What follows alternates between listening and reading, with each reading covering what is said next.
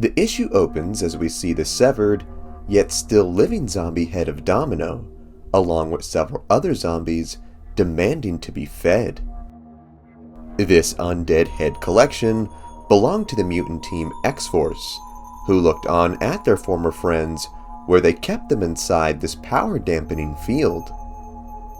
Remarking how Domino was one of the luckiest mutants alive, the team was surprised they didn't suffer any accidents in bringing her into custody, where we see the mutant Warpath reveal that she had infected him during their battle, much to the horror and sadness of his fellow team members. Not going down this easily, Warpath vowed to fight to the very end to stop this madness and save who they could. Knowing he had nothing else to lose, Warpath told his family that he planned to use the last of his humanity to go after the zombified hero he had feared to face most, and this was the mutant Cable. Not willing to let the noble warrior go into battle alone, the X-Force members allied themselves with Warpath and prepared for this dangerous mission. We then cut to the once heroic Cable as we witness him in zombified form, munching on the remains of someone he had just slain, where he is met by a familiar presence. That presence, of course, being Warpath. The hero then emerged and tried to speak reason to the man, declaring how he was like a father to them all during this apocalypse and that it pained them to see him in this monstrous state. Launching into battle, the X-Force attacked the mutant, telling him to stand down.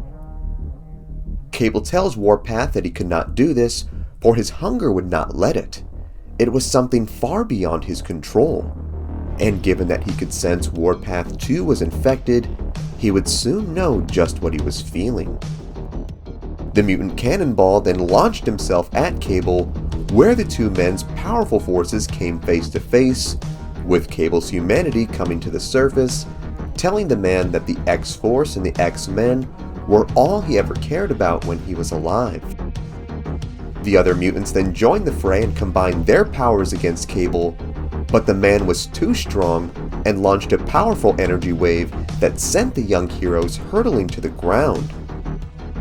With a barbaric fury, Cable took advantage of this opening, where he then tore an arm off the X-Force member Feral, where he began to feed on it. While he was distracted, Warpath then instructed Spiral to summon a portal, where out popped one of the zombie heads from before, who just so happened to be the mutant called Magma. We then see that Warpath had cut a deal with this woman, who told her that if she were to release everything in her power during the fight and survive the attack, he would finally feed her. Claiming she was not too cool with being used as a head grenade, the woman obliged and began to power up. As the entire city began to melt around them due to Magma's abilities, Warpath engaged in one final duel with Cable to finally bring his mentor down. Managing to slice off Cable's one good arm, the man then quickly counterattacked and proceeded to stab Warpath right through the chest, saying that this recklessness was going to get them both killed. With a defiant smile, Warpath then remarked that this was always the plan. Activating one of his blades, he then used this closeness to his advantage and sliced the mutant's head off, finally ending this horrific reign once and for all. With sadness, Warpath then told Cable that this is what he had trained him for, and that was to save others who could not save themselves. Tossing the head to the ground, he told his former friend that he would be missed, where he then pulled the giant blade from his chest. As the man began to bleed out, the other X-Force members came to retrieve him so they could get Feral medical attention, only to see that something was wrong. Despite this noble final battle, Warpath finally had given in to the inevitable. The virus had overtaken his system, and he too was now a member of the undead.